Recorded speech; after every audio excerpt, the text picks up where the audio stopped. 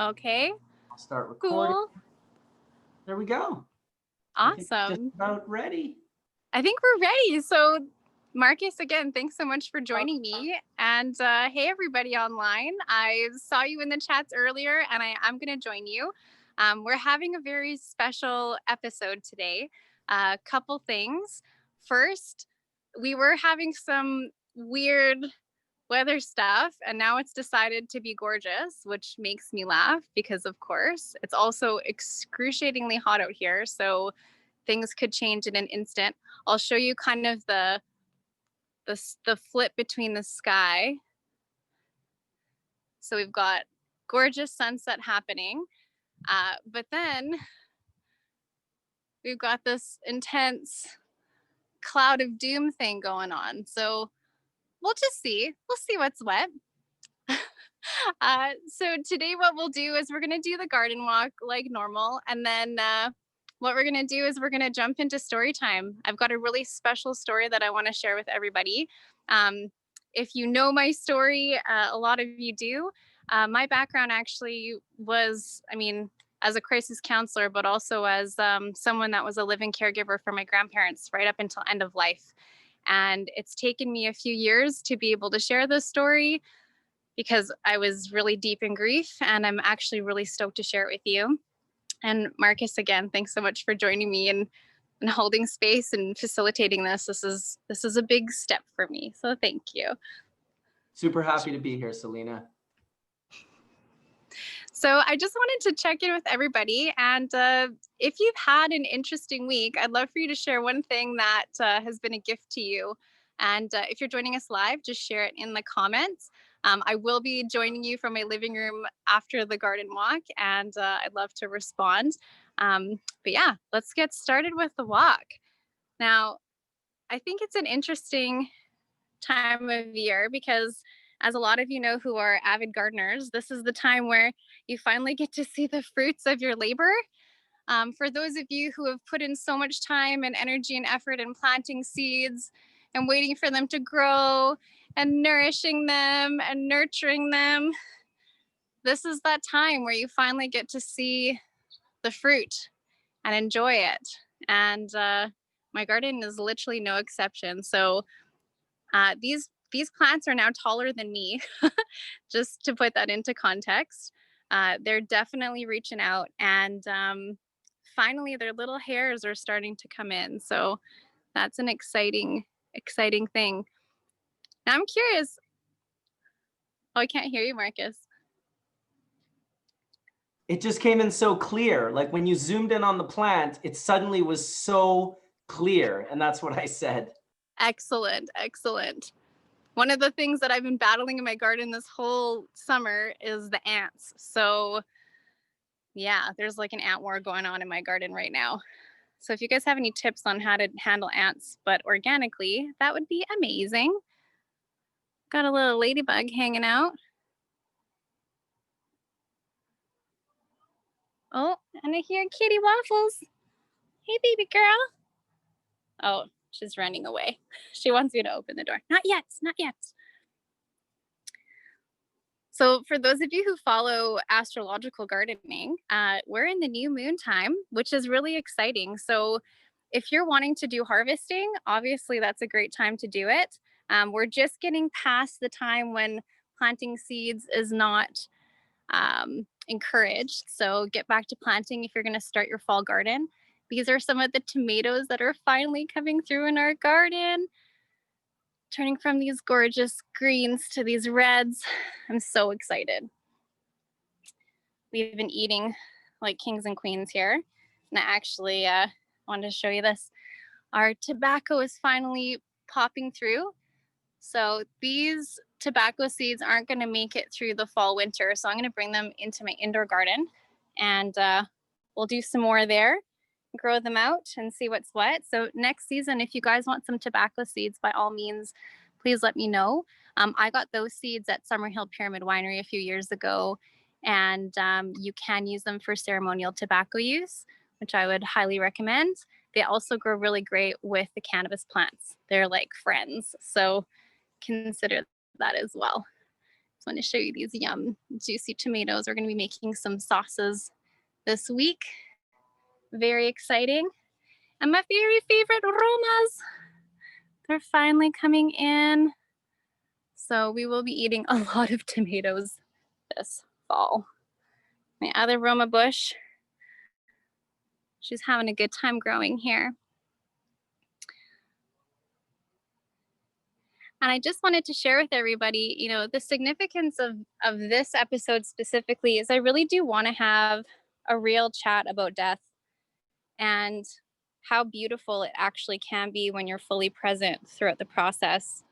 You know, I know in our society, especially North America, it's something that's quite taboo.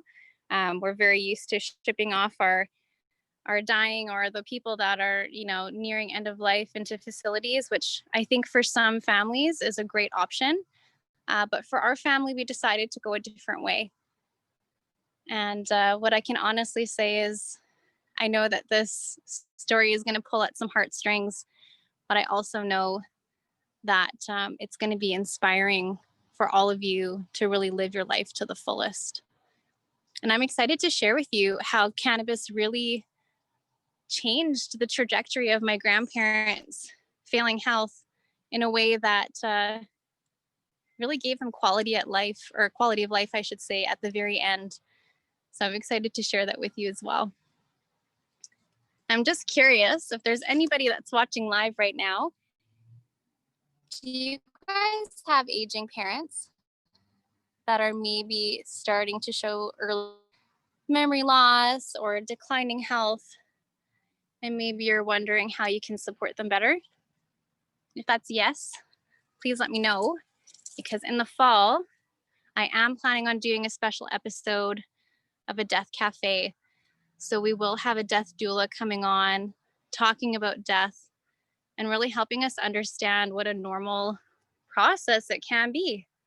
Even if somebody is afflicted with cancer, how we can really help facilitate a better way of dying with dignity, and also how to live our life to the fullest while we're still here. I know the last episode I shared, you know, I really don't think that people are like half alive or on their way out. It's like you're either alive or you're dead. And today I'm going to be sharing a little bit more stories around that. So hope you're enjoying my tomatoes. We've got pumpkins happening, lots of good stuff. I'm going to go back to the cannabis because they're just doing so well.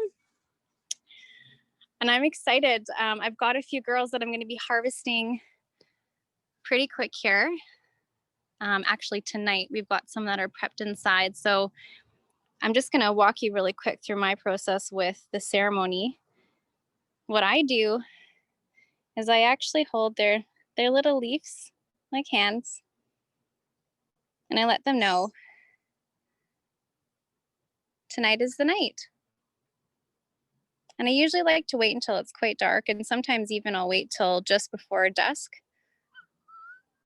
Oh, and there's Waffles. Waffles is my little temple kitty.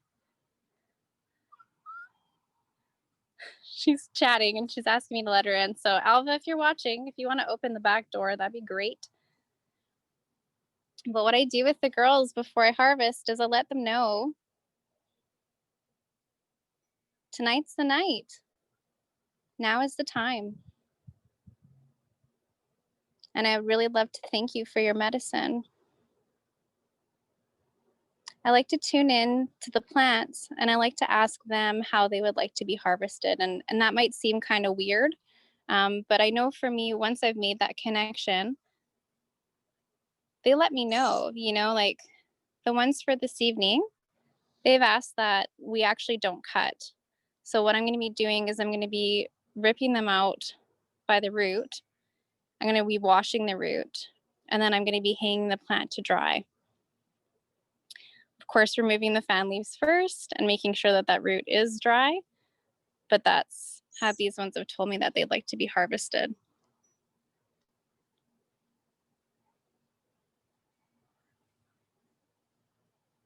If I'm going a little too fast, let me know.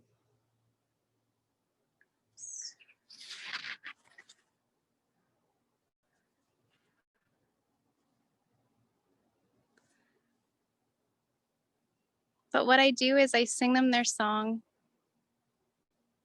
I thank them for the medicine, and I thank them for the healing.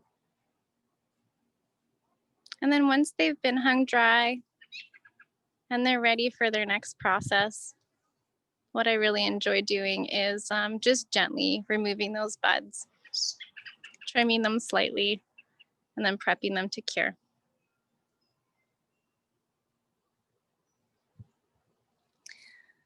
And for those of you who watched the first episode and we did the tour of the garden, I just want to bring your attention back to this apple tree because it has a lot of significance for the story today. So this apple tree we planted in memory of my grandfather, so Opa, Bernie, and we planted these apples as apples of wisdom. So we did scatter his ashes right here. And when Oma passed, I took a little lock of her hair and I also buried it here. And she passed 2 years ago, but a few years after Opa passed, we started getting these apples, which is really exciting. And this is actually going to be the first year where we'll be able to harvest the fruit and enjoy this tree of knowledge. So for us, I imagine that his life and his legacy lives on through the fruit that we eat and the connection that we make, where this fruit will then nourish my life and continue to provide support and health for me to continue to live my life to the fullest. I really want to share that, when we tune into our ancestors, it really is a never-ending cycle. I love the idea, and it's true, that, for example, a woman, she will carry all of the eggs that she'll ever have in her lifetime as she's forming in the womb. And if you can imagine that as those eggs are developing in her mother's womb, that grandchild is actually existing in the grandmother. So we really are connected. So if you can imagine that you, as a cell in your mother's developing body, was also present inside your grandmother. And the cycle never ends. And today we're going to play around with this idea of ancestry and connecting with our lineage, and not only healing a lot of the traumas of the past and being able to dissolve those timelines with our presence now, but also choosing from this point forward how we can heal those lineages to come. In my opinion, this is part of the real work. And in the last episode, we talked about the shadow, those unconscious parts of ourselves, and how we can begin to heal them through our presence and our awareness and the choices that we make here and now. What cannabis is going to bring us is a whole new perspective on how we can make that connection on a cellular level, bringing forward the wisdom of our ancestors so we can really heal future generations to come and improve the current state of humanity and the world.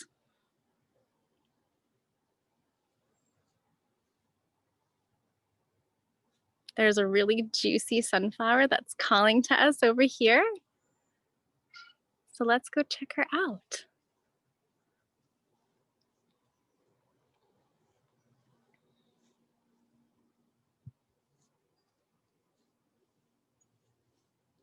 As you can see, our purple pole beans have done very well. And we had a surprise bean. These are actually purple snow peas, and they are freaking delicious.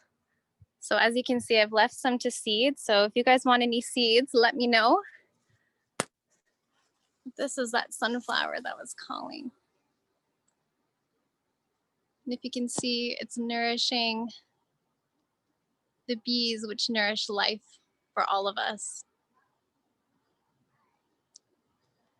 So I highly encourage you, even if you plant one thing next year, make it a sunflower. It feeds so many life systems. The bees, like I said, I've got some ant issues, so maybe not on this one, but the ants are beginning to farm aphids on these. Super fun. So at some point I will be removing them, but for now we'll just continue to sustain life. I don't use any chemicals, so if you guys have some really clever ways of handling that, I would be very open.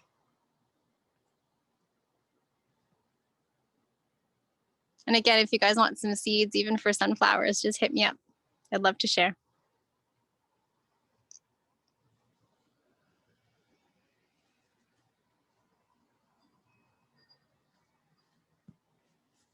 Now, as you can imagine, a lot of the flowers have moved into blooms, but we do have some new blackberry flowers that have decided to grace our presence as our bush is fully blooming with fruit. But I just wanted to show you these pretty little flowers. Nature always provides. And I wanted to remind you that this really is the season to start making your medicines for the fall. So if you feel called to begin harvesting, please do your research first on how to properly harvest, and then begin making some medicine. I'm going to show you some nasturtiums here. I love nasturtiums. Let's go up to this one right here. These are really great for pest control in regards to spider mites. And one of the things that I've been learning about personally is that spider mites love hot, dry environments. So for me in the Okanagan Valley, that's what's going on right now. So I've got my soap spray ready.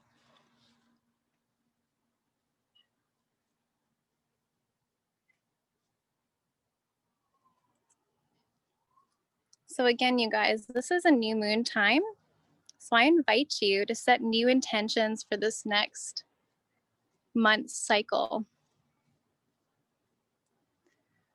So consider for yourself that this is, probably the last hot new moon of the season. And I'd love for you to take some time, maybe tonight or tomorrow, to really get clear about the energy and the intentions that you're bringing into this new cycle. And then also what you're wanting to release. I know that we had a chat about how at the full moon, we're at this pinnacle of illumination. And I'm sure a lot of you had some illuminating insights, especially in regards to the shadow. So if you have some aspects that you're ready to let go of, I absolutely invite you to do so, and to also replace that energy with new things that you're calling in.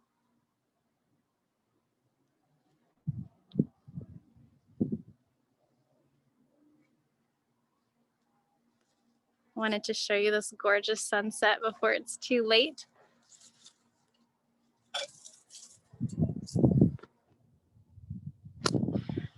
And this mountain that's right there, this is actually the mountain that my Oma used to always talk about going over when she died.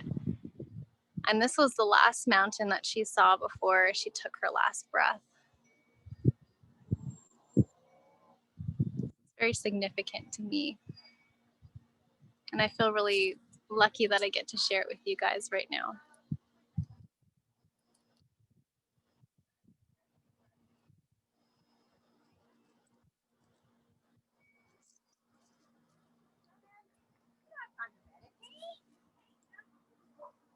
All right. Whoop. I didn't fall, so we're good. So what we're gonna do is we're gonna head inside. I've got a little spot set up for story time. And I'm really excited to share the story of my Oma and Opa, Melita and Bernie, and their end of life journey. Oh, last but not least, if you guys want some sage, some garden sage, please let me know. I've got tons of seeds. So I'm just gonna flip the camera and welcome to my home. I'm excited to share with you guys.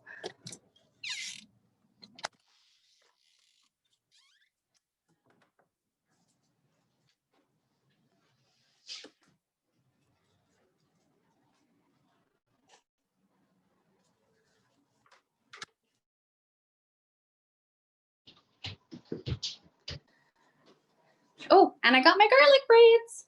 It is that time of year. And Apollo never disappoints. Oh, and I got my garlic braids. Oh, it's that time of year. Thanks, Alva. I'm getting feedback on my computadora, but that's okay. Apollo is joining us from the window. Hey, baby boy. Yeah. He says hello. This plant here is a really cool one called a Ming. And usually she's really finicky, but we put her in this hot window and she seems to just love it. So welcome. This is our living room. And I can honestly say that Oma literally died in this room. So it's a very special place. And we've got another guest here, little Artemis. Hey, Artie. Looks like she's been having a good nap. So if you guys will bear with me here, I'm gonna figure out how to put this camera up. Alva, may I? You guys just let me know if I flip it this way, if it goes weird. Oh, no, I think we're good. Sweet. Okay, thank you. Thank you. Actually, before we do that, I'm gonna show you guys this gorgeous sunset. Very near and dear to my heart. So again, this is the last view Oma had when she took her last breath. And I think for a 93-year-old woman who really lived a full life, this is a pretty spectacular thing to see. So again, welcome to my garden.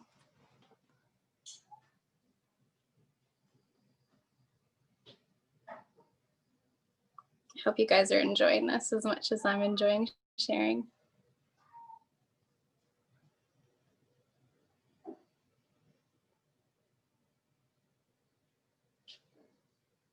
Okay. So bear with me. This is the tech part that's hilarious. So just let me get comfy. Awesome.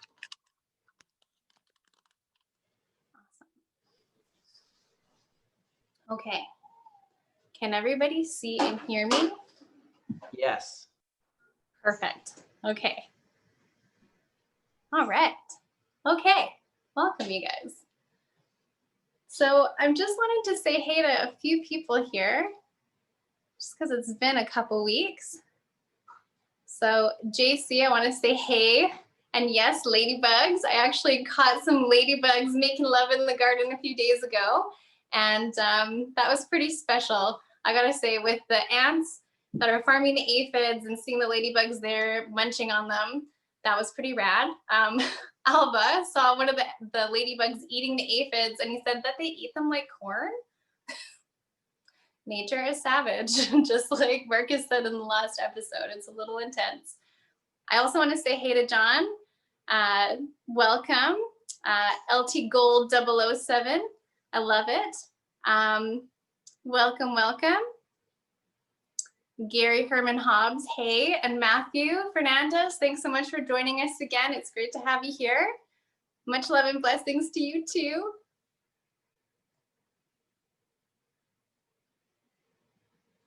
Oh, and Raymond Cowell, thanks for saying my little Apollo's like a little mini lion. We like to call him like our little, he's like our miniature mountain lion. We're so lucky to have him.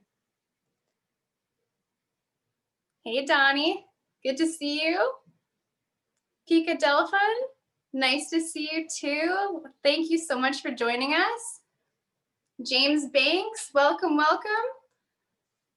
I just want to say thank you guys for joining me. I know for me, this is really enriching for my soul to share, and it means so much to me that you've decided to show up and spend Sunday with me. So thank you. And for those of you that are watching later, thanks so much for joining. We're going to get into a really juicy story, and I'm just going to invite you guys, if you're wanting to have a toke, please by all means do that. I left my joint somewhere else. So I did take some CBD earlier, so I'm just going to be good on the CBD for now. If Alva hears this and he decides to bring me a joint, that'd be great. And if not, please send me some cannabis vibes and love. So I think, Marcus, this is when you're like, bong rip. So if you guys have your bongs, great. What do you got there? A little strawberry banana. Oh, wow. Yeah. Oh, my goodness. Quite lovely. So I'm lovely. looking forward to story time, and I just want to say that your house is beautiful. It was so awesome. You walked up in the stairs, and then it got all dark, and your face kind of disappeared. And then you like opened up, and the hardwood floors, and the garlic, and the cat, and the big plant on the. It was just good. Trust me, it was very good. Oh, thank you. So for those of you who don't know, this was Oma and Opa's house. So after they passed, I know that it was really important to them that the house stays in the family, and we're in the process of buying it off them, which is really exciting for us. And I think for them too, like I imagine in spirit, they're really happy to see us, you know, starting our lives together here in this home. So thanks. And all these plants that you can see here, like this monstera. I'll just flip the camera really quick so you can see this other one. We've got this amazing peace lily going on right here. She blooms a lot, constantly blooming. So yeah, it's definitely a sanctuary, and I love it here. And once COVID opens up, hopefully we'll be able to have friends over again, which will be great. Yeah. So curious, what is everybody toking right now? I'm curious.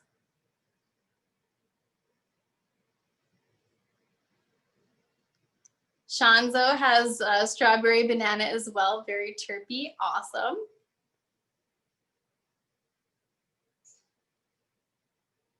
Nice. Cool, you guys. My CBD jam is going to be harvested tonight, so I'm really excited to make some more. I love making tincture. It's one of my favorite things. So having some more of that, I think it'll be delicious. Ooh, black cherry punch from LPD 710. Nice. Angela Moon's 42 ice cream cake. Please enjoy some of that for me. Nice. Oh, wonderful, you guys. Well, please enjoy. And my invitation is, as you're enjoying it, to really close your eyes and just feel into your body and notice how you feel as the cannabis just gets saturated into all of your cells and gets received at that level.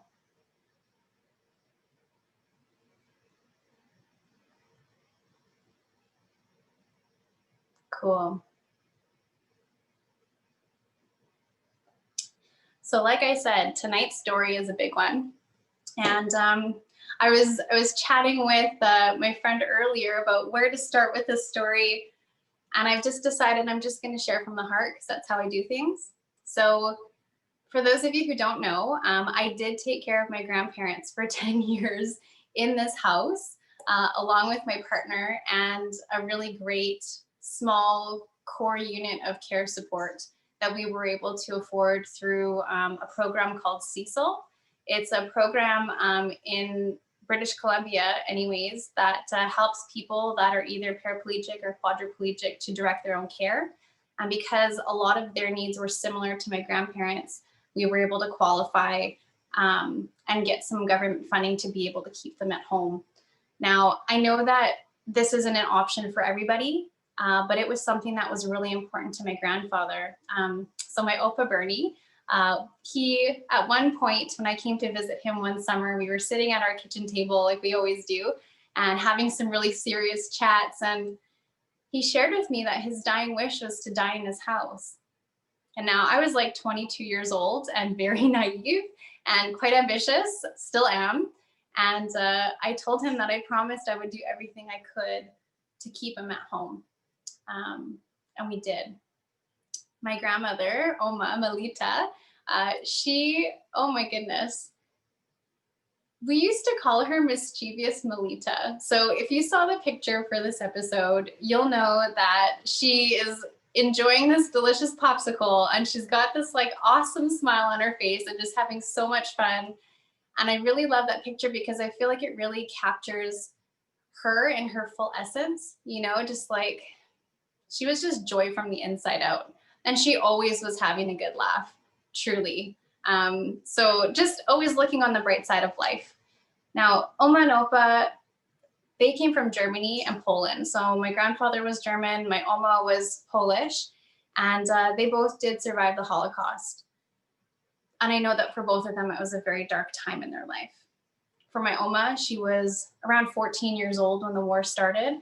And her memories were a lot of the times being locked in basements when soldiers would come through the farm to keep her and her sisters safe. And their family was not short of tragedy. At one point in the war, they ended up losing their home. The Germans came in and they told them that they were to be evicted. So she told me that at this point, I mean, one of her sisters had passed away, her father had been murdered, and it was her and her mom, my grandmother Teresa. And what they had done is they had released the dogs just out on the farm, and they literally fled by foot. They went to West Germany by foot, and because my grandmother, Oma Melita, let's just call her Melita, just to make it easier. So Melita, she had actually learned German when she was in Lutheran church and also taking German school. So she was able to pass as a German, and she did that in order to survive. My Opa, he was a young man, and he was enlisted in the German army. So he was a Nazi soldier, and he was also a very kind-hearted man. So I do want to precurse that, where sometimes people are enlisted to do awful things in order to survive. And the way that him and my Oma Melita would share is that, you know, stupid Hitler, he ruined everything. My Opa, he was captured really early in the war, and he was actually a prisoner of war in Serbia for 4 years. I did some research when I was in high school, and I learned that, you know, around 600,000 soldiers went into this camp, and 6,000 or less came out. Opa would talk about how it was so cold and they were only given a blanket between 6 or 8, sometimes 10 men, and guaranteed by the morning, the ones on the outside were dead. So he had a really traumatic time during the war, just like many other people all over the world. But he survived. The things that he survived on were cabbage water soup. And he would talk about how if you got a piece of cabbage, you were lucky. And instead of, you know, they would always have rations. You always had a choice between 1 cigarette a day or a package of sugar. And Opa decided to have the sugar, even though the other soldiers were saying that the cigarette could suppress your hunger. He was always thinking about the long game. You know, how would this starvation affect him and his life and his health? So he chose the sugar, and he survived, luckily. The reason I'm sharing this is because I want you guys to know that, you know, sometimes in the darkest times, we can still overcome. We can still live a good life. So after Opa was released from this camp, he actually went back to Germany to find out that his family had all perished except for his brother and his mother, and that he couldn't find them. All the buildings had been bombed out. He couldn't get food because he didn't have an address for food stamps. And he was forced to go and work on a farm in France for another 3 years in order to make enough money to buy new clothes because he was still in his soldier uniform. and to start a new life. And when he came to North America, he decided to go to Canada instead of the United States because he never wanted for his son to be forced into a war. So that's why he came to Canada. Now, around the same time, my Oma was given an opportunity to move to Canada and to become a nanny for a Jewish family. She was sponsored by her cousin. So when my Oma landed, she ended up working in Edmonton as a caregiver to two young Jewish children. The youngest, a little girl, ended up teaching her how to speak English. And that's where she really began the next chapter of her life. I'm just taking a look at your guys's story. Yeah, it is a super heavy story, but I want to start here because it's important, especially when we get to the death part of their story. Now, both of them had really worked hard in order to be able to make a living. And my grandmother, when she was 33 years old, you know, she still hadn't wed. And her mother told her that she was a spinster and that she better get on it. So she had a friend in the community, Alma, who actually was trying to set her up with her brother and invited Lolita over for dinner. And Opa was a bricklayer, and he ended up being friends with Alma's husband, and he was there. And before the dinner was served, he was getting ready to leave, but there was a spark between them, which was kind of interesting. So very quickly, Lolita decided she wasn't going to marry Alma's brother, and instead she decided to marry my Opa within 2 months of meeting him. And very quickly after, they gave birth to my mother, 9-10 months later. So very quickly they started a family. Now, like I said, they worked really hard for the things that they had. My grandmother, she worked at the Royal Alec Hospital. She started in the kitchen and she ended up in the burn unit in the 60s and early 70s. And if we can think back to medicine at that time, crazy different than today.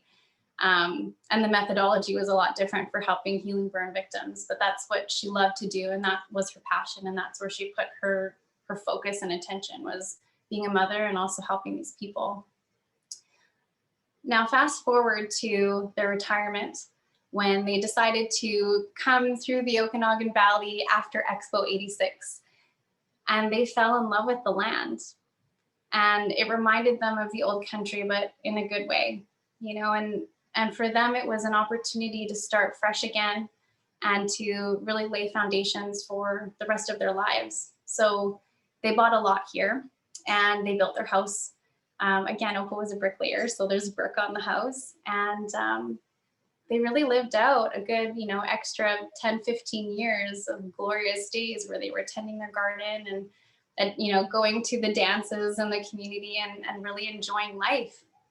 And where my story comes into this is, as a young child, I would come and visit them every summer. They moved here when I was 4, so seeing them was difficult, but it was something that I always looked forward to every year. And we developed a really deep relationship. And one of the things that I love about them is, considering all of their dark history and the atrocities that they've lived through and survived, their mindset was always about looking on the bright side of life and seeing the sweetness in life, and not dwelling on the bad things, but looking to the good, which, as a kid, especially in my angsty teens, I thought was total bullshit.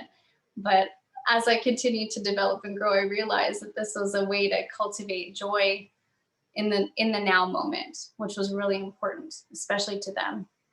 Now, I remember sitting at that kitchen table when Opa asked me to help him die in this house. He wanted to die at home. He didn't want to go into a facility.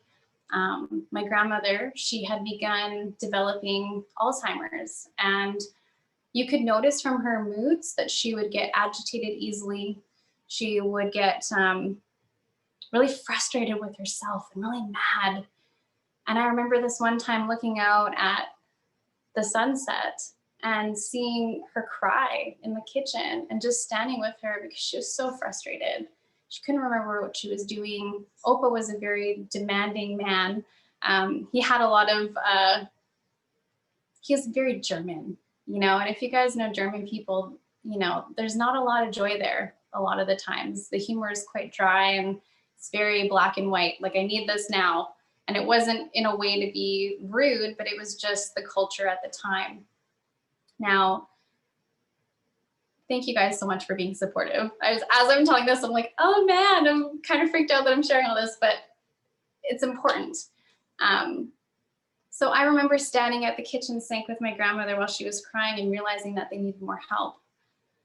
And at that time, you know, I was a young adult and I had been coming to visit them not only every summer, but every winter for Christmas, and then every other month to check in, and then every month, and then every 2 weeks, and then every freaking weekend. I was literally going back and forth from Alberta to BC to come and visit my grandparents to check in and make sure that they were okay. Now, Opa being the stubborn guy that he was, he didn't want to accept help. He didn't want to be a burden, and he could handle it all on his own. But what he didn't realize is that he was putting a lot of that burden on my grandmother, to do the things that he was starting to not so much be able to do anymore. So he's always been a very able-bodied man, always working with his hands. And then at a certain point, his physical health began to deteriorate around the same time that my grandmother's mental health started to deteriorate. And together they were kind of like this semi-functioning unit of a person. But things were beginning to fall apart and they definitely needed more help. So around the time that I was dating my husband now, and still taking care of them, you know, I had made the choice that I really needed to come and take care of them, and I really needed to be in the Okanagan to be there for them. So I told Alva, I was like, so I need to move to Kelowna. Now I'm in Vernon, but I need to move to the Okanagan and I need to take care of my grandparents. So if that's too much for you, I understand. He's wonderful, and he said that he would move with me. Lucky him, he's from Prince George, and all his friends relocated to Kelowna, so it wasn't much of a stretch for him, but definitely made me uproot my life.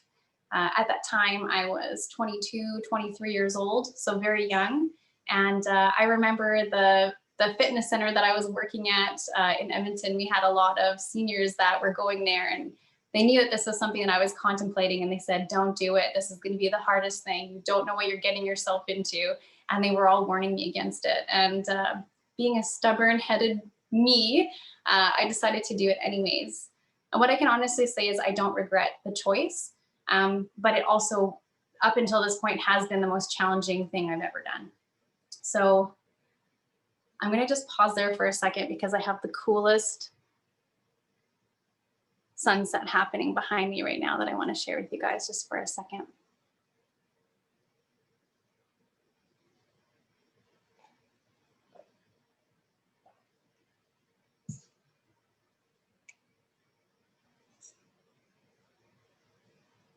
If you guys want to take another toke while you look at the sunset, please do. Don't mind if I do.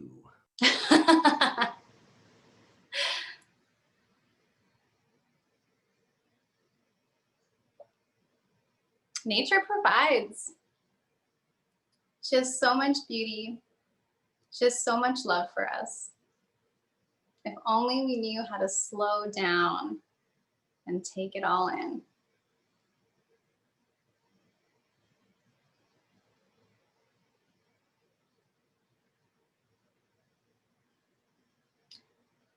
So while you guys look at the sunset, I'm going to continue this story because it really does transition into their sunset years.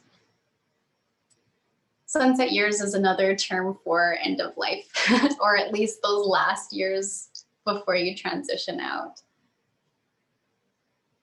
So I did the big crazy and I moved myself another province to take care of my grandparents. And to be honest, I really didn't know what I was getting myself into, but my guiding light was I knew this was the right thing to do for my family. And again, I know that not everybody is able to do it, but what I can say is if you feel inspired to do it, you will not regret it.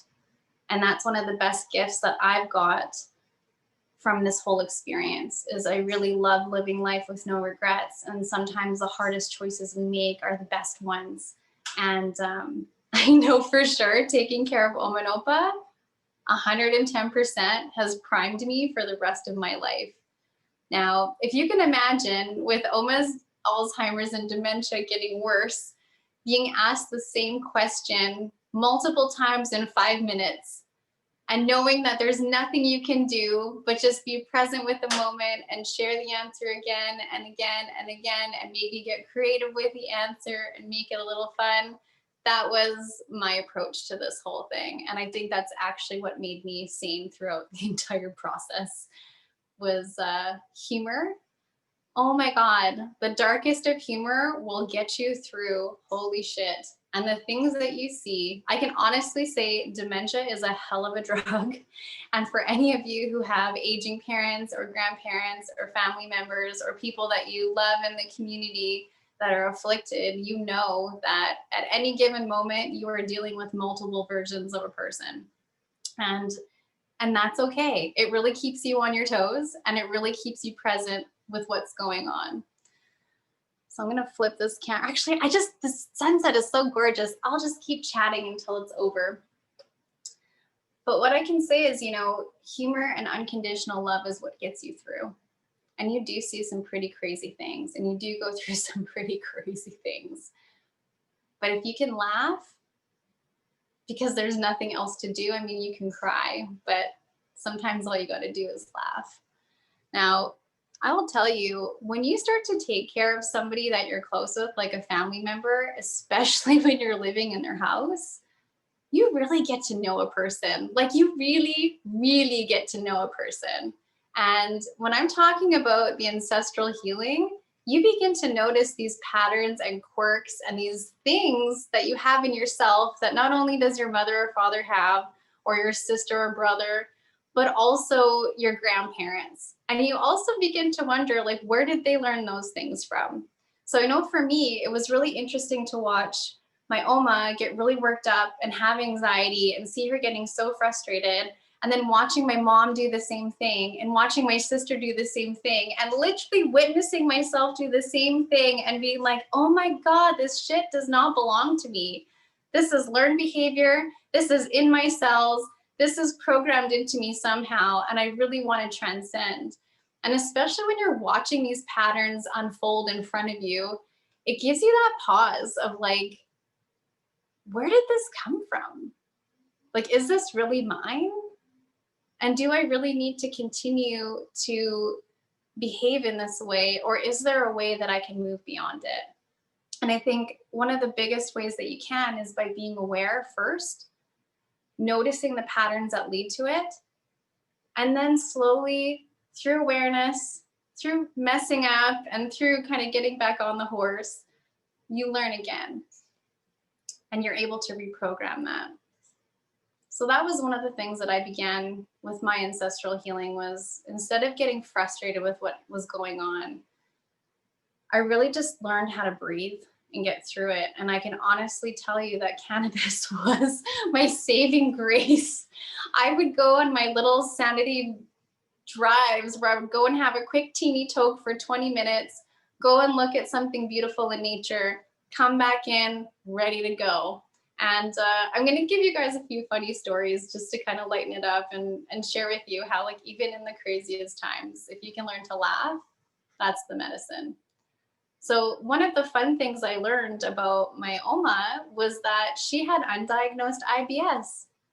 So for years, she had been hiding it. Nobody knew. Again, it was undiagnosed.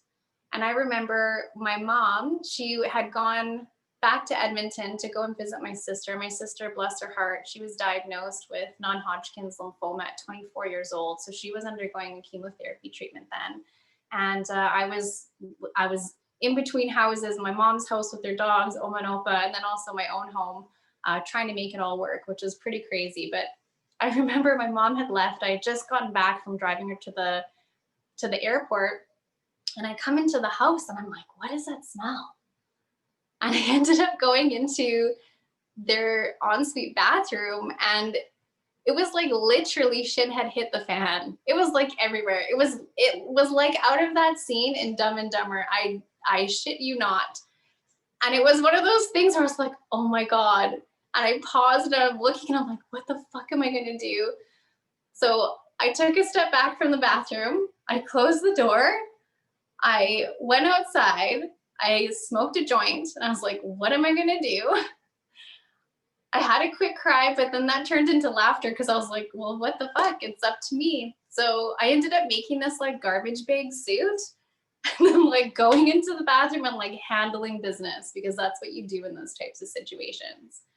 Now, when I say that cannabis helped me see the brighter side of life, it also helped Oma and Opa. And what I'll tell you is that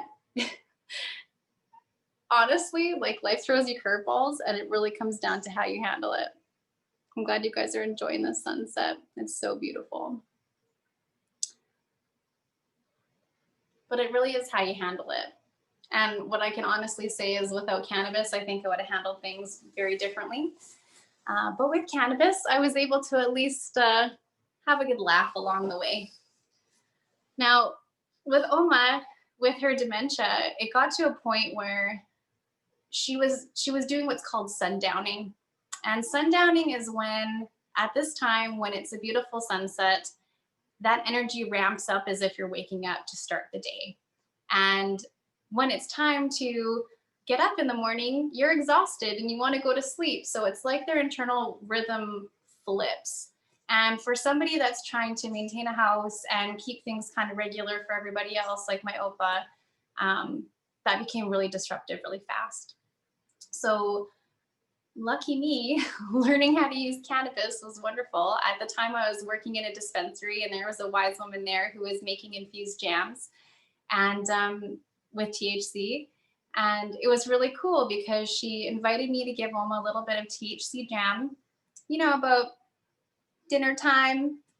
So she would begin to feel relaxed and calm and sleepy when she needed to, which was great. And for those of you that know anything about Alzheimer's, what's happening is that the amyloid plaque in your brain, so you have these synaptic clefts, what happens is this plaque begins to develop between the synapses and it blocks the communication from happening. So the cool thing about THC, especially with early onset Alzheimer's, is it can begin to clear that plaque out and it can begin to help the communication happen again between those synapses, which is really cool. So what we found with Oma is we would give her the jam at night and she would wake up in the morning relaxed, refreshed, more calm, and she would have a clarity about her that I think for her was like a relief because she wasn't waking up confused and frazzled anymore, just absolutely exhausted. If any of you that are watching have ever had, several sleepless nights, I know for me, I just feel like jagged. So that was the same for her, and THC really helped to curb that. But for the day, we were noticing that there were points where she would become agitated and sometimes even aggressive, which was really out of character for her. But, when we look at behavior as being an indication of communication, what she was communicating with us was that she was uncomfortable with what was going on, that she was actually really afraid, that she knew she was losing control and there really wasn't much she could do about it. And that frustration was coming out, especially when she began to lose the ability to speak the words clearly that she wanted to and complete the sentences, or if she gets stuck on a word or she couldn't find the word, she'd get really frustrated.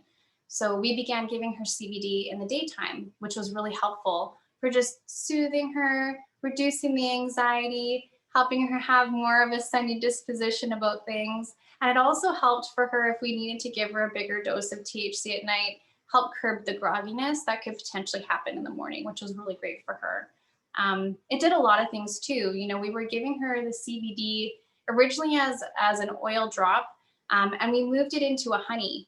And what we found was the honey was also nutrition. So we were using a local organic wildflower honey that was sourced at a local apiary. So really rich in nutrients for her.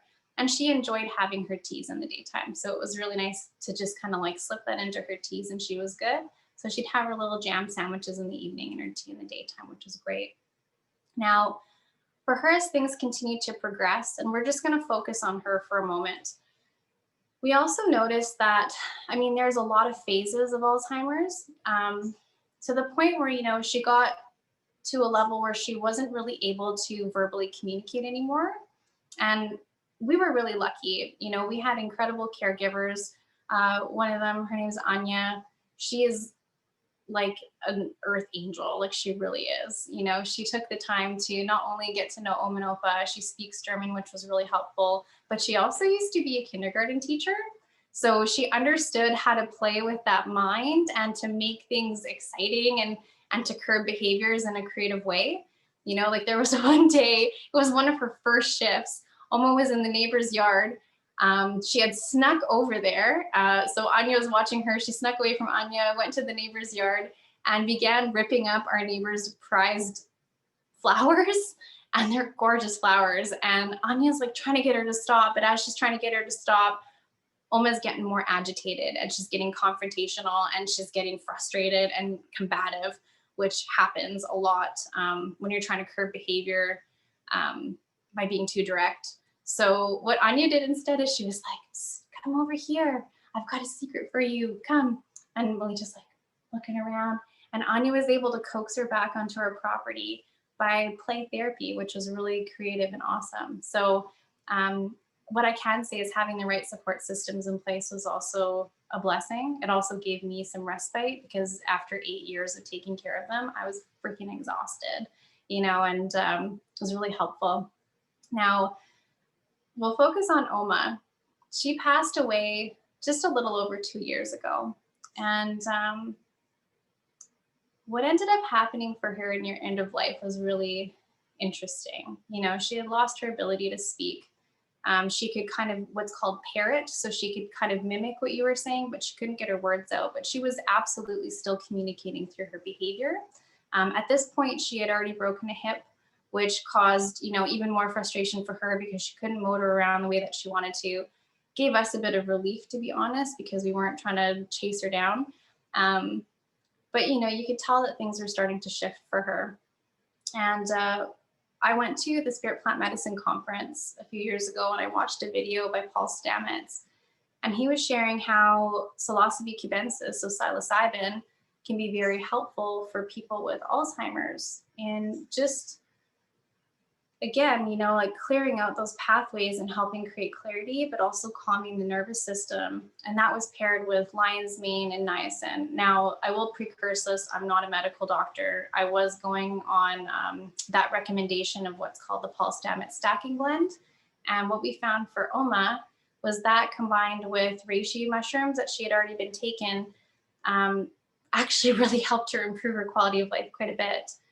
For her, she had a rapid incline in her cognitive abilities to the point where she knew something wasn't right, where she was able to communicate not only, you know, back to German, but she was able to speak Polish again, as well as English. And this was within about a month and a half of time. So it was like nothing short of a miracle. And it was really cool because this was in her last few months of life. And I really do believe that what these mushrooms were also doing was help to prime her for death. You know, they were helping to remove some of the anxieties that were coming up. And she would have the yawns and she would have those little tears, but she seemed to be more at ease for a time until things got to be more lucid for her, where she was really realizing something wasn't right. And you could tell that it was quite disturbing for her, just seeing how eroded her health had become. Now, this is after the time that my Opa passed. I'm not really following the timeline correctly, but for her, it was a comfort because it was helping move a lot of those stuck emotions that I believe she hadn't dealt with in years. And one of the gifts and the curses of Alzheimer's is, yes, you kind of lose who you are in this moment, but what it's also doing is it's removing layers of false personality, and it begins to reveal the true person underneath. And what it ended up revealing for us was this really loving, kind, sweet, gentle woman who, you know, after years of hard conditioning of, you know, being the household creator and being the woman that had to hold it all together, that she could finally just relax and enjoy life. And what I can honestly say is those last few months of her life were awesome. That incline in her ability to speak only lasted a month or so. And in that time, she did have a really lucid moment that was really profound for me, because she looked at me and she said, and at the time I didn't really get it, but she said, when she goes, I'll go too. And I was like, okay, I don't quite get it, but okay. So fast forward to Oma having the stroke that began to really take her out. So she had had a series of severe strokes, and I had gotten a phone call from Anya to come to the house right away. So I came back home. I was just on my way home from work. And Oma, she was completely nonverbal. She couldn't move her face. You could tell she was quite terrified, because when you went to hold her hand, she was just gripping you hard. So we took her to the hospital and we confirmed that yes, she she definitely had a stroke, and that she may not survive what was going on. There was quite a significant amount of brain damage, and what the doctor had guessed was that she had been having small strokes for quite a long time, and that this was a big one.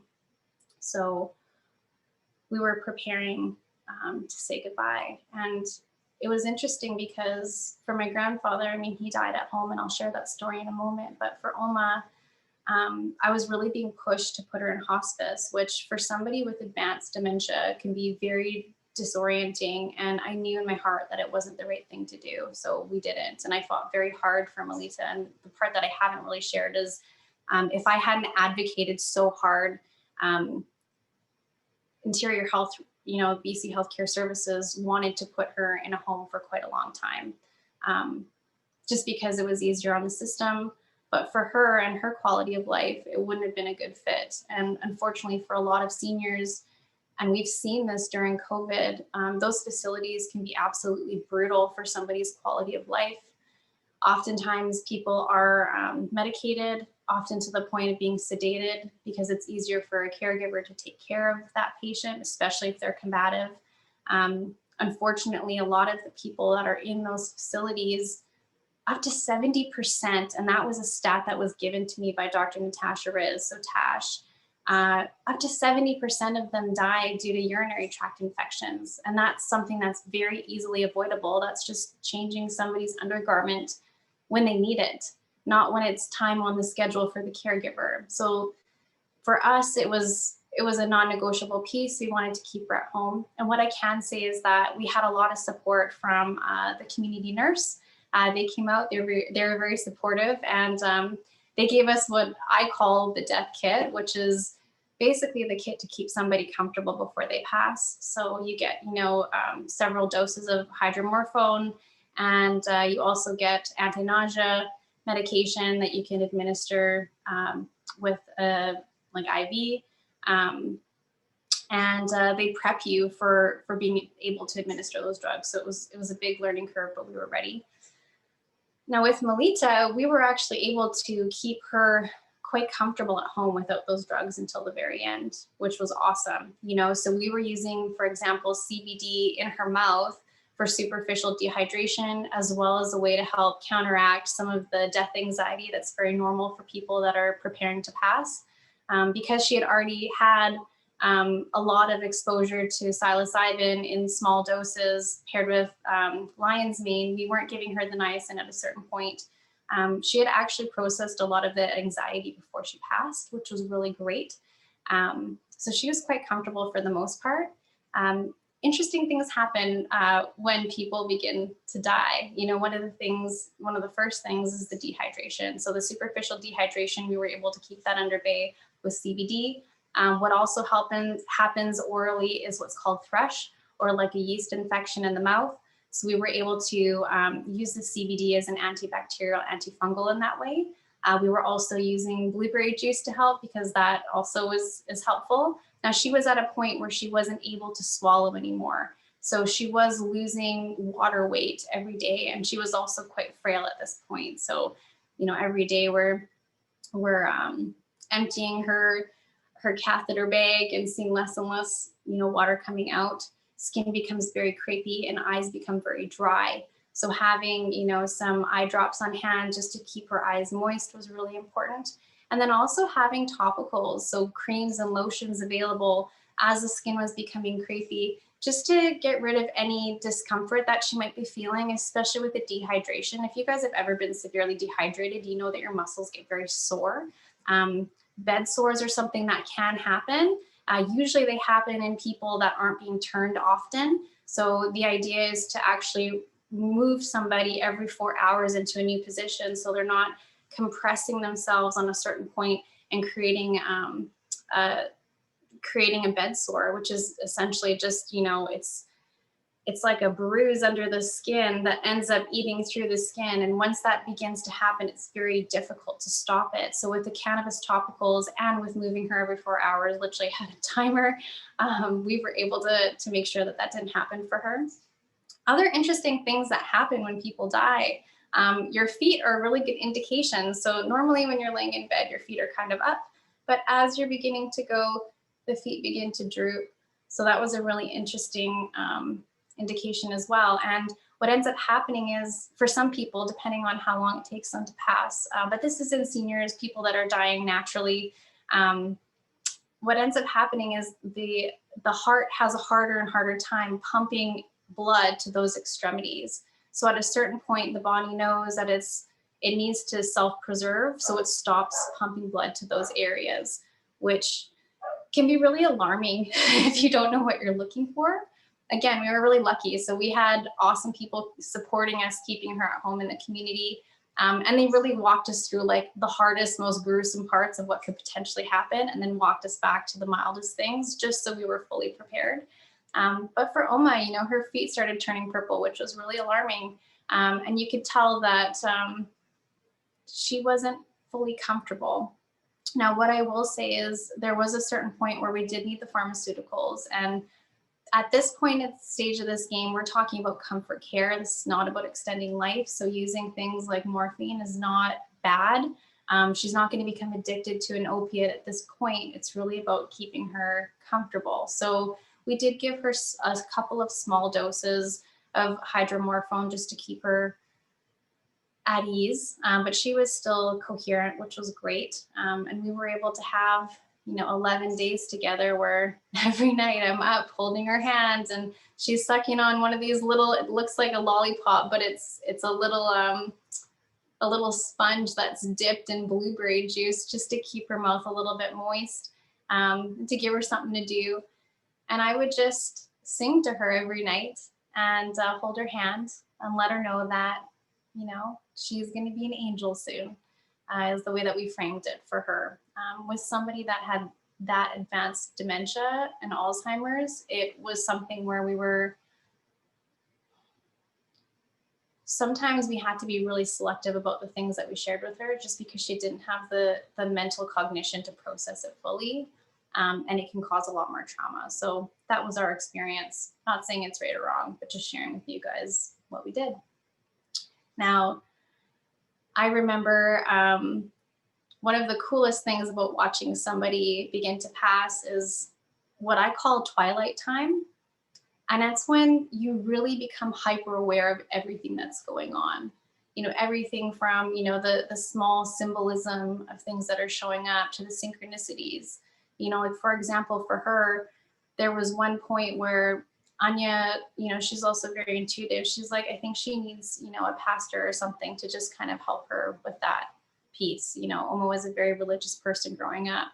Opa wasn't. So getting back to her needs and what she needed in her end of life, having that confirmation from a priest that, she was going to go to heaven and Jesus was coming to take her was important for her.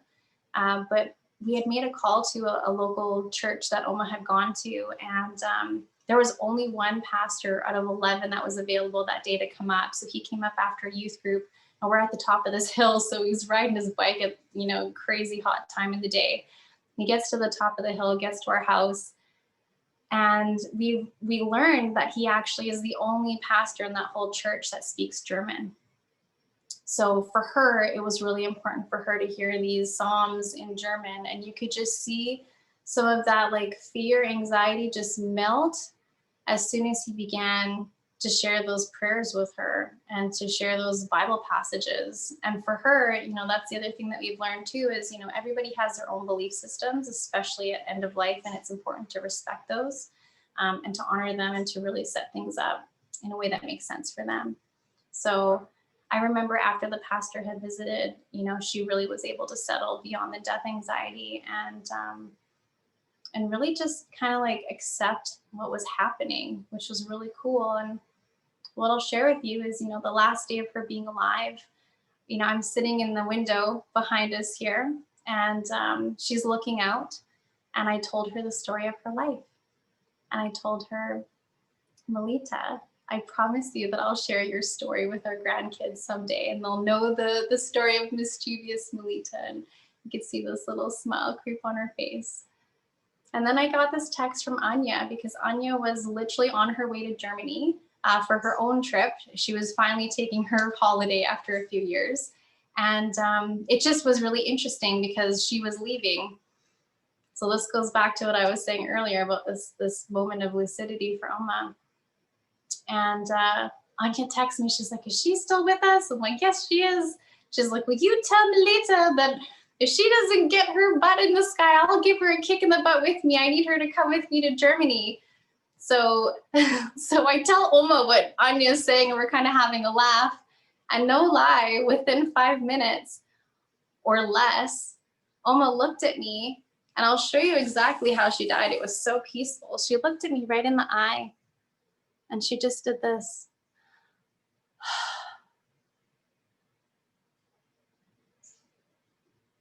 And that was it. There was no struggle. There was no gasping for air, which is something that's very common.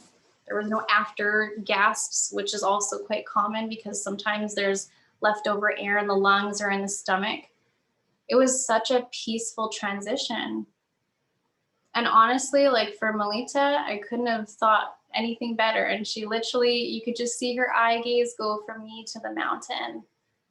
And she was gone. She was free. One of the things that I kept saying around that time is her spirit is too big for her body. And I really believe that. And I really believe that with the help of cannabis, it was really able to ease that transition for her, as well as the psilocybin. So that was Melita's journey. And there's a lot more story there, but for time's sake, I'll share with you what happened with Opa. Now, I told you some pretty heavy shit about his earlier years. And the reason I bring that up is because death anxiety is very real. At some point, we're all going to face it. And I really do believe that if we don't do our work while we're alive, we're given that opportunity at end of life. So my gentle invitation to you is to do your work now and continue to live your life to the fullest so you can die as peacefully as possible without regret. Now with Opa, he also had a stroke that ended up declining his health very quickly. Now Opa, he was somebody who, after a certain point when his body began to deteriorate, he had had an accident where he actually broke his neck. He should have died. He ended up hitting his head on the sidewalk, walking into a bakery. And because he's a big, stubborn German guy, just wouldn't die. But that really was one of the blows at the beginning to the end. Similar to Oma breaking her hip, it really slowed her down. But with Opa, I mean, having his body give out on him, but still having his mind was torture in its own right. He continued to see himself being able to do less and less. Sorry, I have a little bug flying around. It's summertime. He was able to do less and less. And I think for a lot of people, especially men, we have this idea that our value is in what we do or what we do for others. And if we're no longer able to do these things like work or provide an income or fix the roof, that somehow our value is diminished and there's no reason to live, which I don't agree with, but I think our culture really reinforces that. And I invite you, if you've got those beliefs, to really challenge those things inside you. Now, Opa became very depressed, and he also was very like, cannabis is bad, marijuana is the devil's drug, don't want to touch it. But in his depression, he stopped going to the dances with me and Oma. He wasn't enjoying food the way that he used to. And he really just wanted to die. And for like a good 2 years, he would ask me, please help me die. And he wasn't in any physical pain. And the MAID program didn't exist yet. So it really wasn't in my scope to help facilitate that, nor would I. I feel like there was a huge karmic repercussion with that, and it really wasn't my place. So what I kept telling him was, don't worry, death's coming, and I'll let you know. So fast forward to him having this massive stroke where, again, Anya was there, something's wrong. So we came and saw him right away. And we both got the intuitive hit that, this was it. The other thing I'll say is it actually takes a really long time for a person to die. It took Oma 11 days without food and water to fully release, and Opa was about 10 days. So, death is slow, especially, if you're dying of natural causes. So that was one of the surprising things. But with Opa, when he had that stroke, I remember I whispered in his ear, I was like, Opa, your dream's coming true. And I could just see this like little smile creep on his face. Like, you're gonna die. And he was like so happy. So for that last, 10 days that we had together, it was really magical. And what I'll do is I'll share some pictures in the chat after of just how profound it really was. Now, one of the reasons why he had the decline and had the stroke was about a week and a half earlier. He had finally got to the hospital because he was having prostate issues, which is something that afflicts a lot of men, especially later in life, where he was getting up constantly, feeling like he had to pee, then he didn't have to pee. And for somebody that wasn't able to walk very well, not only was it dangerous, but it was also super exhausting for him to get up that many times. He didn't want to wear Depends, very independent. So, he was trying to make it work in his own way. But he had been hospitalized a little bit earlier than that, where they had put in a catheter, but he was unsupervised at the hospital. I was at work. I was under the impression that they had a caregiver that would sit with him, but the caregiver just read their book and wasn't paying attention. And he literally ripped out the catheter with the bladder expanded, which means that he destroyed the inside of his penis, which is like fucking awful. So he was in a lot of pain. One of the other things I will say is you have to advocate hard, super hard. And if you get a no from one person, you go to the next person. And I know that when I found out about this, I was very adamant that he needed to have supervision. So we just sat next to him. So I was like, you can't trust, unfortunately. And I had asked for them to put in a hypoallergenic catheter, and they refused. And they said that he would be discharged. And we were at a point where I think it was like 5 or 6 days that he had been in the hospital, and he just wanted to go home. So we honored that. But he was in a lot of pain, and they had given him pain meds. And this is the first time he had been like in pain in his life. I mean, even that neck injury was nothing compared to this, obviously. And for him, having this degree of pain was so debilitating. I mean, it just added insult to injury, and he really wanted to go. Like, he really wanted to die. And the doctor had given him a pain med that didn't work, and then took off for 2 weeks on his holiday. And we were hooped as a family. So I finally convinced him to try cannabis oil. So we had given him like a Rick Simpson Phoenix type oil. And it was literally game changer. He was having bladder spasms. He was getting these sharp electric pains in his body, to the point like he couldn't function, obviously.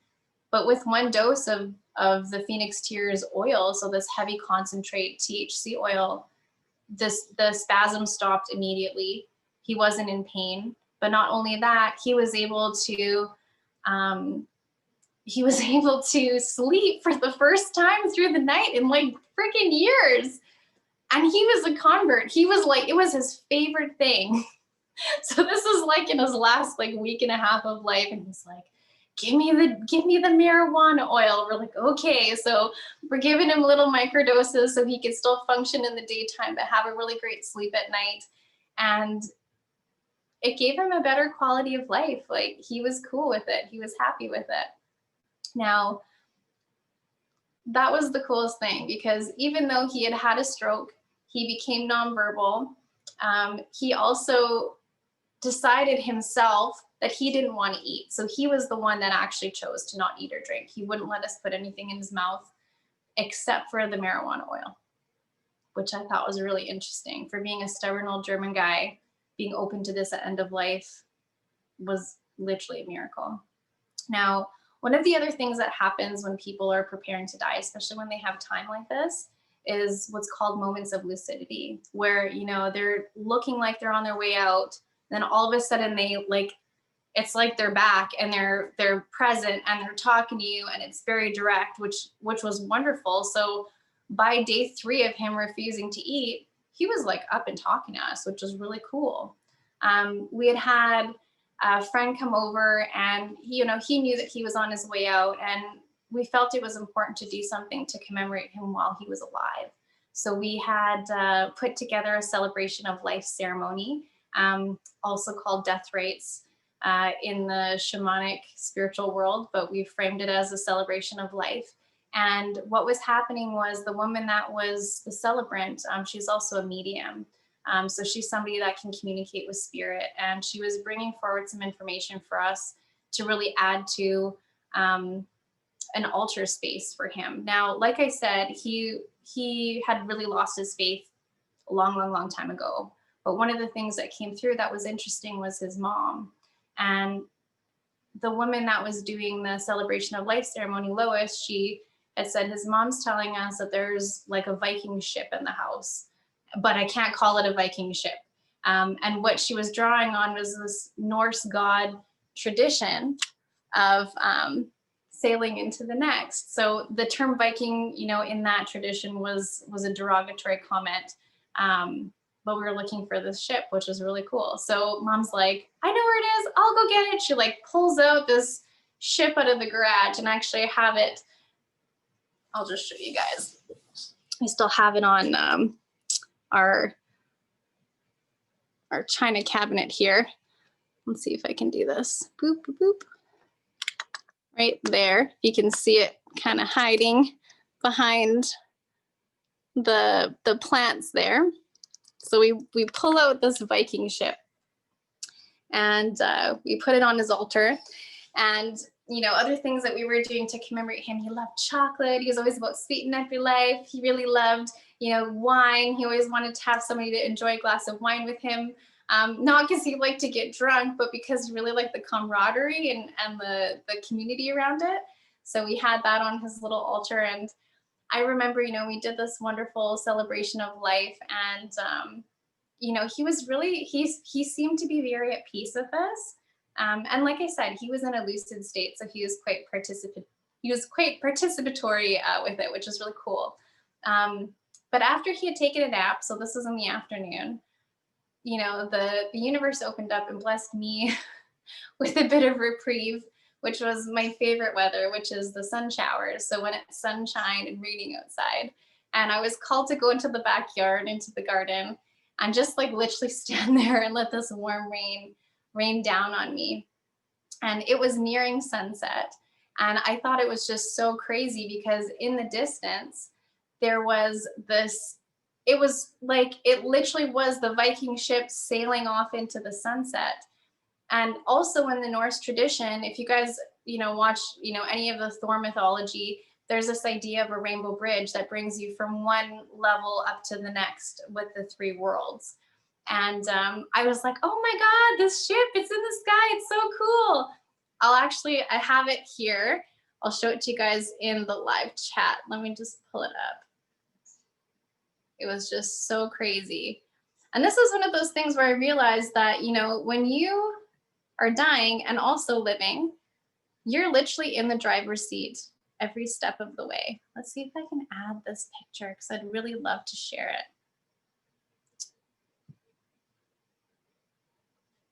I don't know if you guys can see that. Maybe not.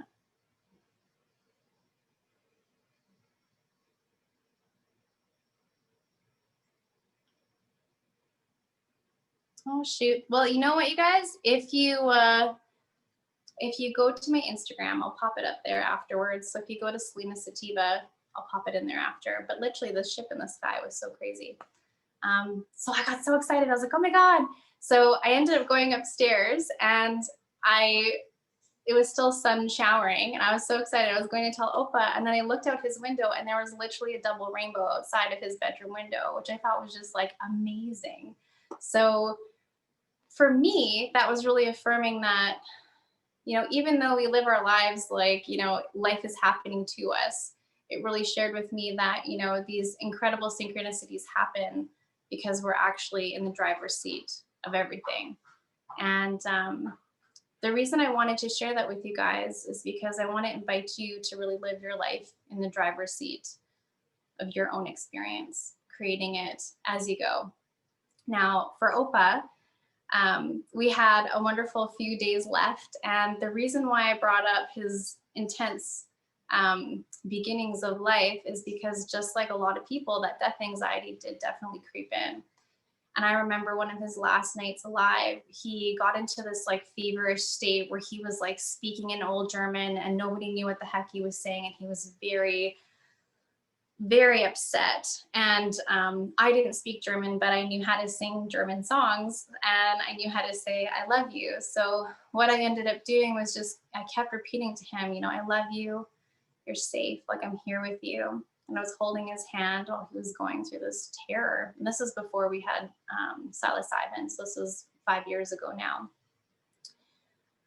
And I remember singing to him and holding his hands. And we had what I call our last dance. Actually, this was the last night of him being alive. And we had our last dance. And I'm holding his hand and I'm singing him. He loves that Que Sera song. And I actually haven't been able to bring myself to sing it since he passed, or since Oma passed, I should say. Whatever will be, will be. Freaking love that song. So we had our last dance. And I remember just to help him settle, I mean, the cannabis was helping to a point, but it got to the point where we needed something else. So like I said, having, certain pharmaceutical drugs available was helpful. We gave him a very small dose of hydromorphone just to calm him. And he ended up easing into a very gentle and peaceful sleep. Now, the interesting thing is, in the morning, this is when Oma was still alive, she got right up out of bed, walked to the edge of his bed, and for the first time in a long time said something. And the nurse was laying on the ground and witnessed this, and that's how I know. But she literally looked at him for about a minute, and she said, "It's time for you to rest now and be peaceful." And she just went back into her bed. They have these cute little single beds. She went back to sleep, and within a few minutes, he passed away. Now, he passed away with such a huge smile on his face that we like literally couldn't put the dentures like back in his mouth because he just looked freaking goofy. And what we ended up doing in the spirit for Bernie was to really keep things light. So instead of dressing him up in a suit, we actually dressed him kind of like Weekend at Bernie's. Like, we gave him like a really sweet, like his favorite Hawaiian shirt. And we found some white shorts for him to wear. And we had a wonderful celebration of life for him during the day. And one of the last surprises, which scared the hell out of me, but also was so perfect, was as I was there alone with his body and, just about to cry. And he was always like, "Don't cry, always look at the bright side of life, blah, blah, blah, blah, blah." Just about to go into it, I hear for the first time in years this cuckoo clock in our living room just like go off. It was so crazy. It actually kind of scared me for a second. And he had made Anya make him a promise that when he died, that she would start up the cuckoo clock and that she would have it go for a full 24 hours. So every hour on the hour for a day, we had this cuckoo clock celebrating his life with us, which was really special. Now, I know this is a big, long story, and I know that we've woven cannabis in there, and there's some other nuances where, just out of privacy, I'm not going to share those pieces with you guys here. But if you are interested in helping somebody that die with dignity with cannabis, please know that you can always reach out to me and we can talk about what's going on, and I can help, guide you towards some resources. But really the point of this that I want you guys to take from this is to live your life to the fullest with no regrets. Because I feel like, especially when you're at the end of life and your body doesn't work anymore, if you've been gifted with, you know, the ability to make it to the point where you can die naturally. If you don't deal with your shit, you're going to sit there and be forced to deal with it. And without the ability to move your body or say the words that you want to speak, that can be a really torturous place to be. And one of the best lessons I got out of taking care of them, other than the patience, other than the intuitive guidance, other than, you know, the joy of knowing that I helped them die at home with dignity and with love, twofold. One is really to live your life with no regrets, which means to show up fully, to be fully present. When you get those pushes to do something that pushes you out of your comfort zone, like me sharing this story is freaking terrifying, but I felt guided to share. Just do it, you know, and don't be so afraid of, you know, failing. Failing is one of the best ways that we can learn and how we can grow. And sometimes by being vulnerable and showing up, you can actually help change the trajectory of everything. Now, the other gift that I got out of this was I didn't turn away from the death, which a lot of people do. And I think everybody grieves in their own way. So, like, no blame or shame in any of that. But what I realized is when you can love somebody so unconditionally, when you know that they're going to die and you don't turn away and you continue to show up, you get to live your life with no regrets too. And I really want this to be an invitation for you to show up for your loved ones. So if anywhere along the line you felt an intuitive hit to reach out to a family member or somebody that you haven't talked to in a while, let this be an invitation for that. And the last thing that I'll leave you with before we move into the meditation is that this life is not happening to you, it's happening through you. And that you are absolutely in the driver's seat of every single second of it. And when we talked about the shadow work last time, you know, and pretending that, you know, we're a victim, you're not. You get to fully show up for your life in a way that makes sense for you. And even though we've all got crazy conditioning, and even though we've all been through a lot of stuff, I believe that your character is defined by how you handle those challenges. You know, will you lie down and become a victim, or will you stand up and become a victor? And you may trip and fall a million times, but that's not the point. It's about getting back up again. So if I can just leave you with that for now, I say that in the most loving way. And I know that, you know, it's not our fault, the shit that happened to us as kids, but we also have this opportunity now as adults to make those changes and to live in a way that's impactful, that matters to us. So that's my invitation for you here. So I know this has been a long story. And if you're still with me, thank you for joining me. I invite you to have a few more tokes. If I had a joint here, I would have one. So please have one for me. And I'm going to have a little bit more water, and I'd love to move into the meditation portion. So please take a minute, have a quick pee. I'm actually going to go and get a joint, and I'll be right back.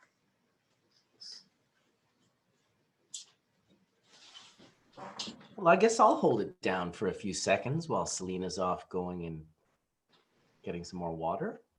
I'll maybe throw a little bong in the little dab in the bong. That was a very powerful story. Very powerful indeed. I didn't know a lot of that stuff about Selena's grandparents, but what a story. Wow. Holy smokes. And even for her to be in the room where they passed away, in the house, and it's a really very cool, very powerful thing. I'm sure I'm not the only one that enjoyed it. That is for sure. We still got the chat room going on here. Yep. There we go. Everyone's doing their thing. So let's have a little dab, shall we? Maybe a little Jaeger. Jaeger sauce. What you got there? I held it down for you while you were off. I appreciate that. Thank you. I was like, man, after that was so scary. Little Jaeger. Oh, nice. Basically jam, but dabs. Is it delicious? Yeah, I know you need a hash church. Don't worry, it's coming. I'm going to do another hash church one of these days. Don't worry.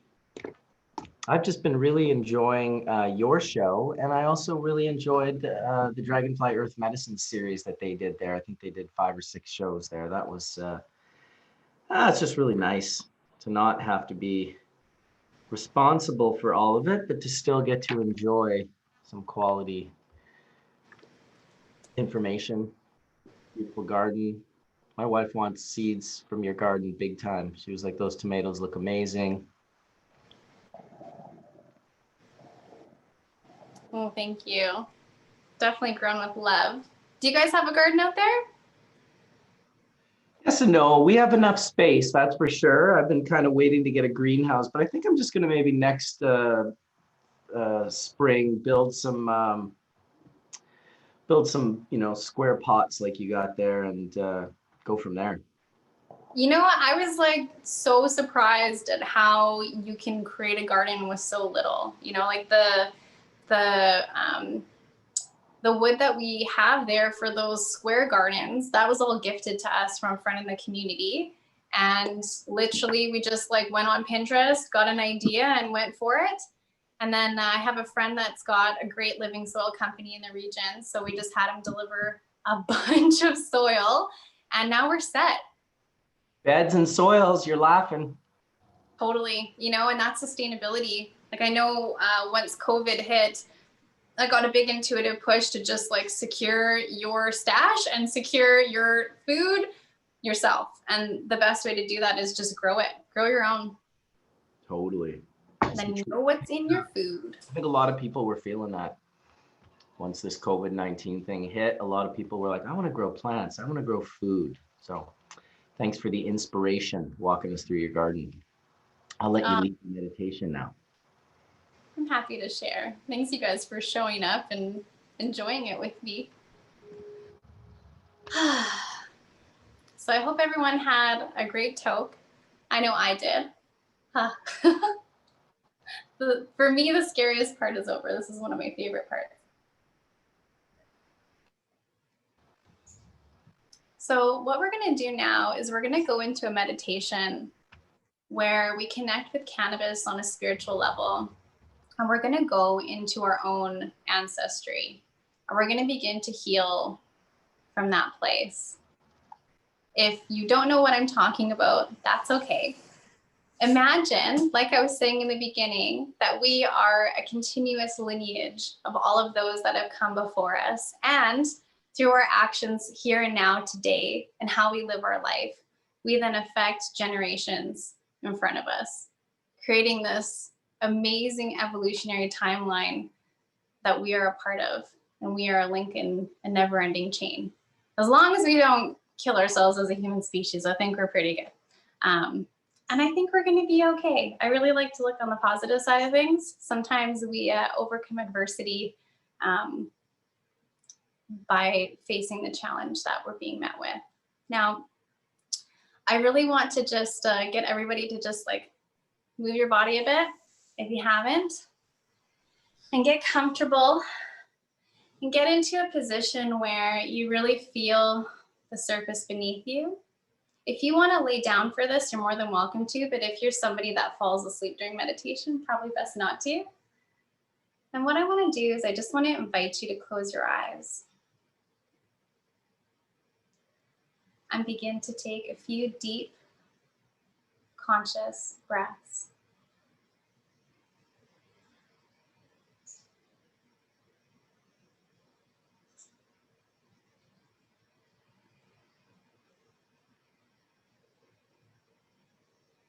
Notice the surface beneath you and notice how you're supported in this moment.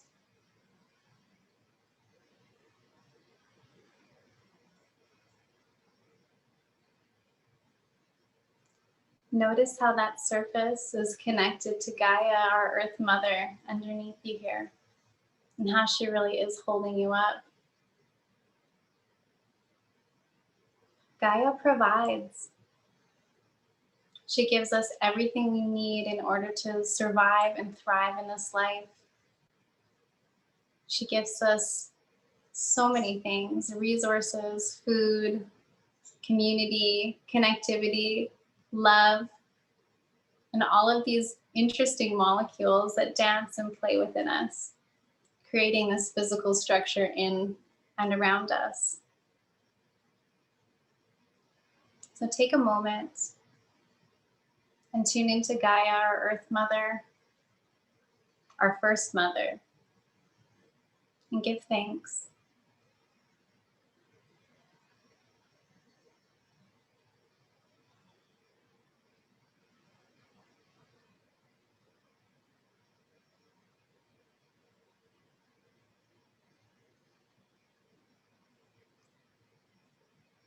Moving your attention now into your heart,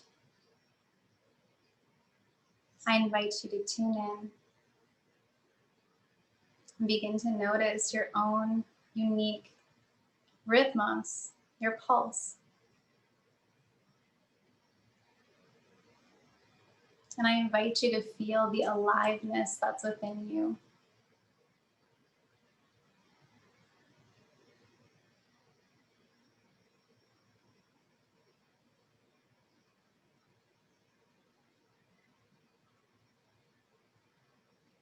Notice your essence.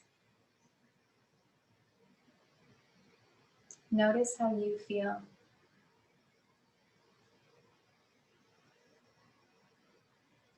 And notice how when you breathe, you can bring yourself back into this moment, here and now.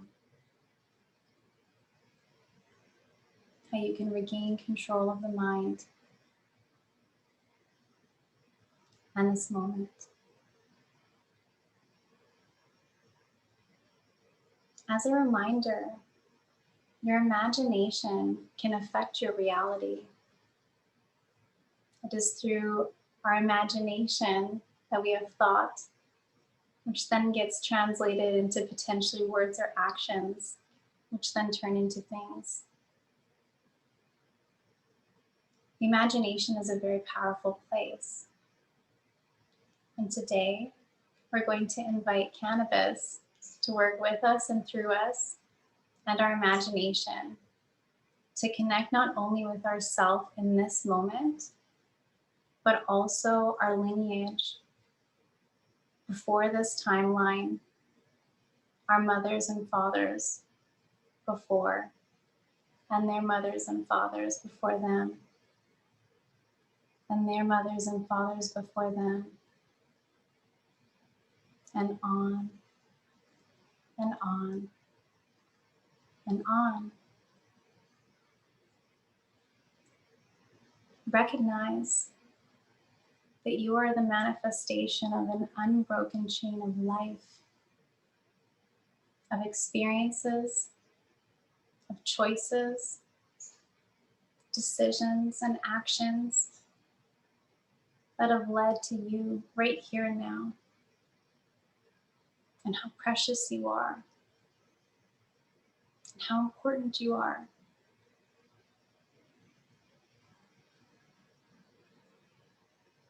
And also how loved you are.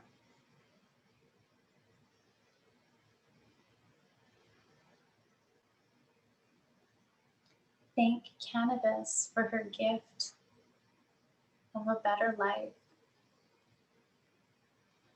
of easing those tensions, of allowing the inspiration for health and for healing. Thank her for her gift in choosing to commune with us, humanity, in order to continue to do her work with her and through her.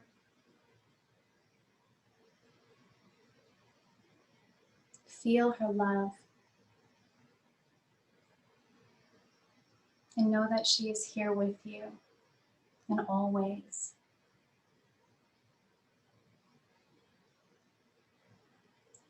Tuning into our body, tuning into ourselves, tuning into our frequency Notice the energies that are coalescing and that are dancing together, almost like a flame. Your essence and cannabis playing.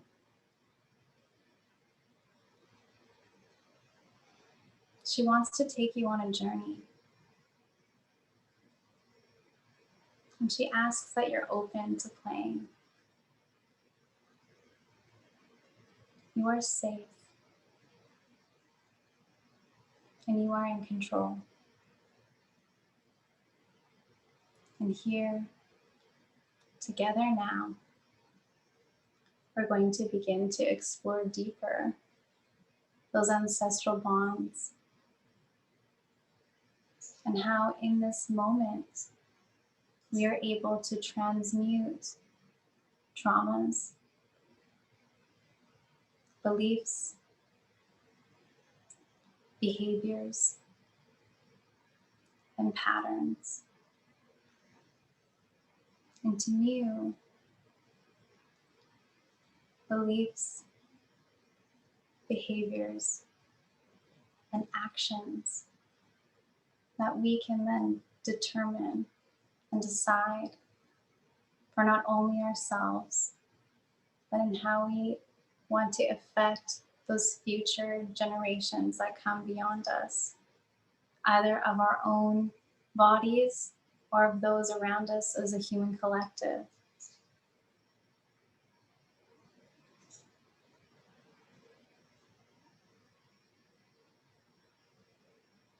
Bringing our awareness in, zooming in, going smaller and seeing not only the systems of the bodies, but the cells. And not only the cells, but the synapses. And not only those communications, but the energy exchange. And begin to notice that the more you hone in and zoom in,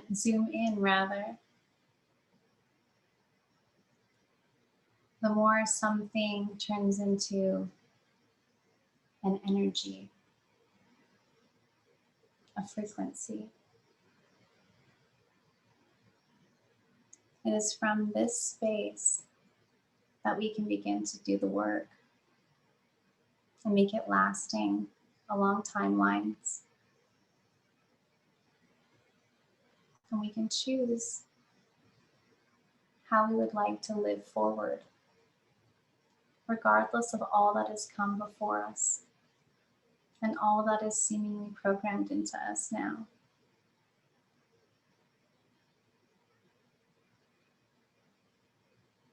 Take a few more deep, conscious breaths.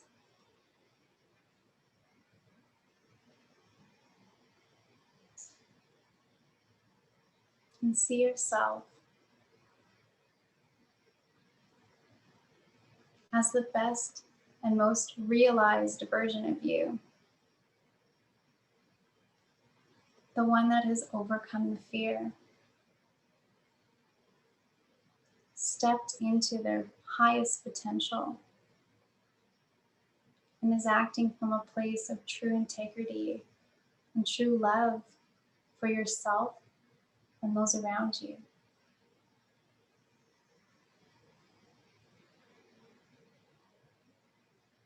Imagine the conditioning washing away with every breath, revealing a more authentic and genuine version of yourself in every new moment.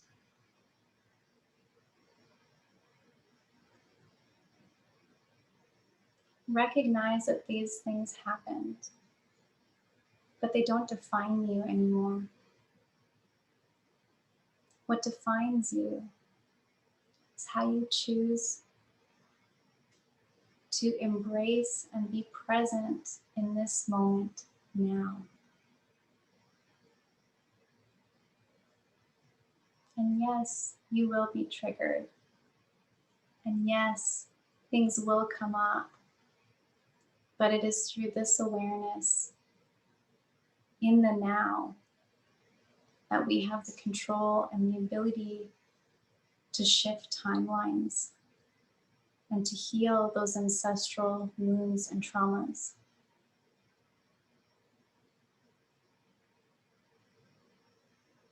Instead of reacting, we begin to respond. We allow ourselves to take the pause, to reflect, and to be present with what is and what we choose, instead of what was and what we don't want.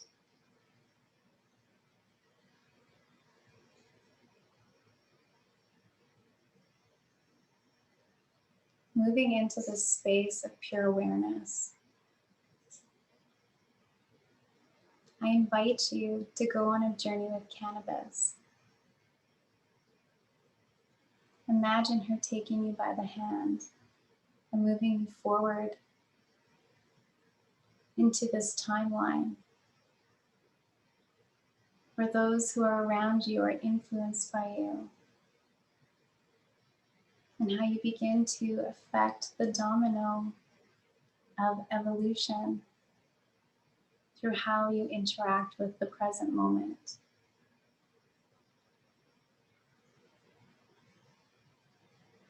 Tune into cannabis. Ask her for guidance. And ask her not only to show you, but to help you feel into this potential. Make it a reality here and now.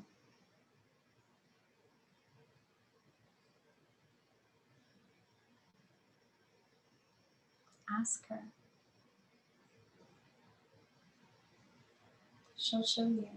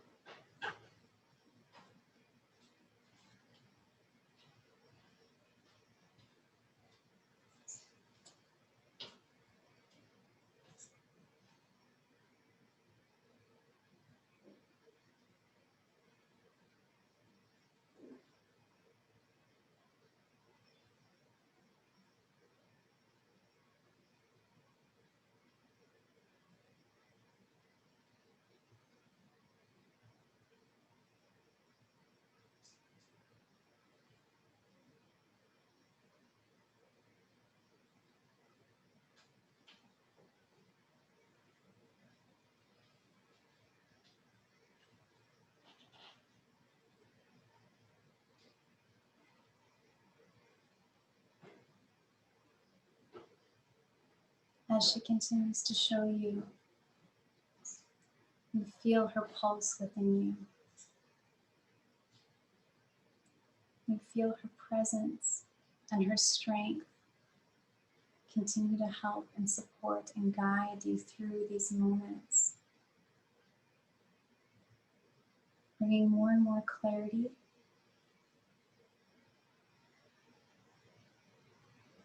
and sharing with you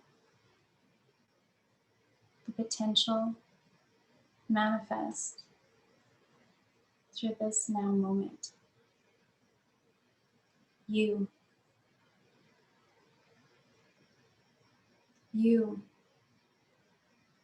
are the accumulation of all that has happened and all that is to come. And with cannabis as your ally, she can help to gently nurture and guide you as you move through the wounds, the pain,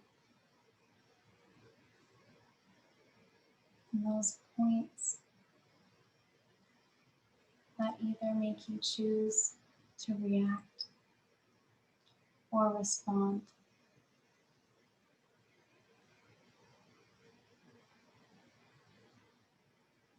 And you can call on her anytime.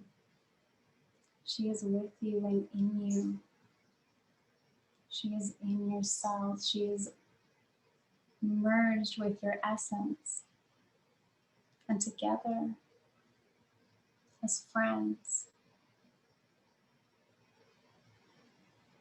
you will be able to continue to do this work, not only for yourself and healing you in this now moment, but healing the lineage before you and paving a new path for that which is to come.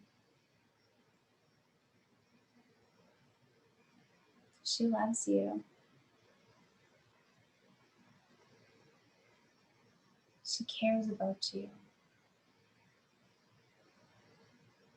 She wants to see you live your best life,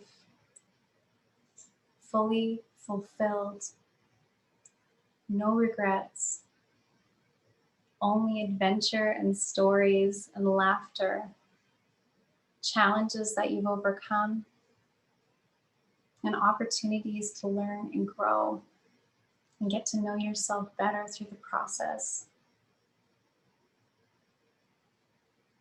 And seeing you manifest and create that life that then ripples out and affects so many others because you chose to live your greatest self. You chose to step, even though it was uncomfortable, to go for it.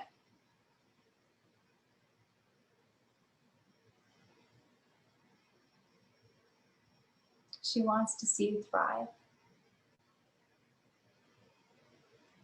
It's part of her gift to humanity. It's part of her gift to you.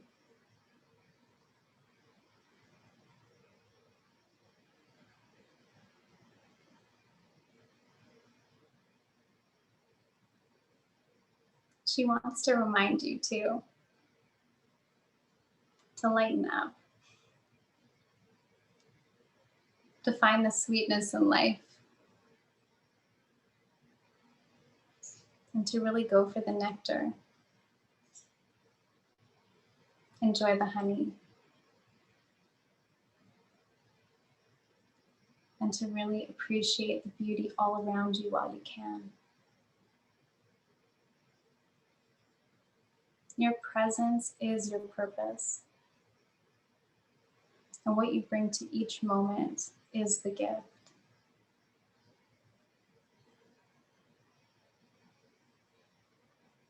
And we'd like to invite you to feel into this. Feel into your body, and feel into the love that envelops you now.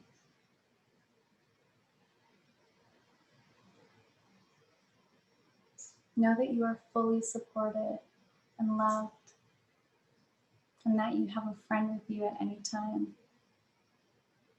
You don't even need to smoke a joint. She's in your cells. But if you want to, that's fine too. So I'd like to invite you to sit in this energy of presence, of purpose and awareness with cannabis. And with each breath, imagine expanding that, making it greater and greater until it saturates the room that you're in. You can feel her in every cell of your body. Again, feeling into the aliveness that is you. Tuning into that internal rhythmless of your heart. And when you're ready, bringing your awareness back into this space, here and now. Wiggling your toes and your fingers and feeling the seat beneath you. Feeling Gaia's support. And when you're ready, I invite you to open your eyes. and come back into this space. Thank you.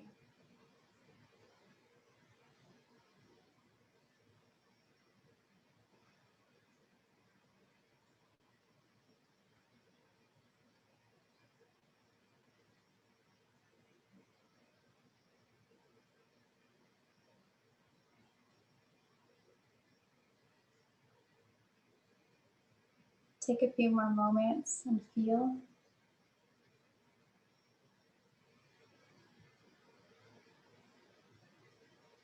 And I just want to say thank you, cannabis, for the healing, for the wisdom, and for your love.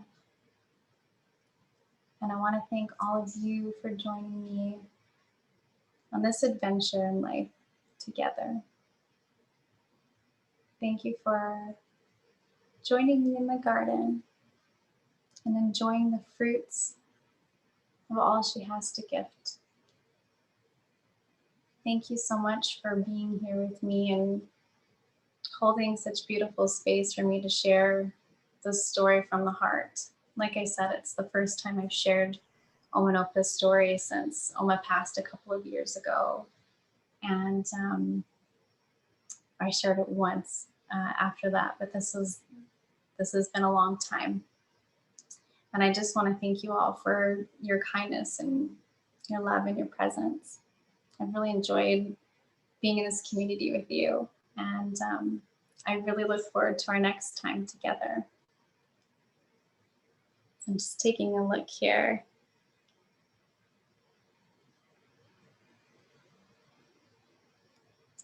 So I just want to say goodbye to you guys for now. And I wish I could say everybody's name here, but again, thank you so much for joining me. And the next episode is going to be in 2 weeks.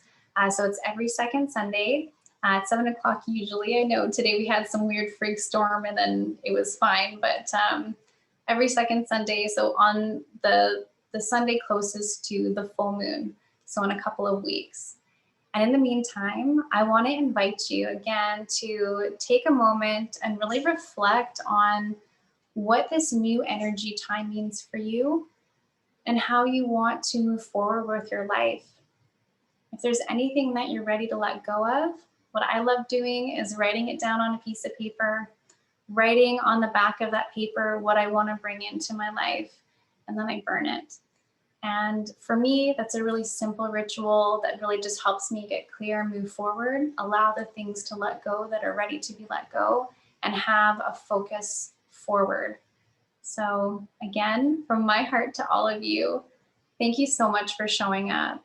And please know that your presence really is the gift. So I invite you to enjoy this next new moon and enjoy planting the seeds of your best version of yourself in this life here and now. Thanks, Selena. Thank you so much for joining us, Marcus, and for holding such beautiful space. This has been wonderful. And I know it's a bit late, so thank you. We've been enjoying a lightning storm over Bowen Island, so I'm going to go out and try and get some pictures. And my son, it's the first time he's ever seen lightning, so we're quite enjoying it. Oh my God. Okay, well, get out there, be safe. And I'm so stoked to see the pictures. And I'm actually going to go and have a midnight burn in my garden right now. Awesome. Well, thanks for sharing your story, Selena. It was really awesome. And I look forward to the next episode. Thanks for having me. I look forward to seeing you guys again soon. Take care. Bye for now.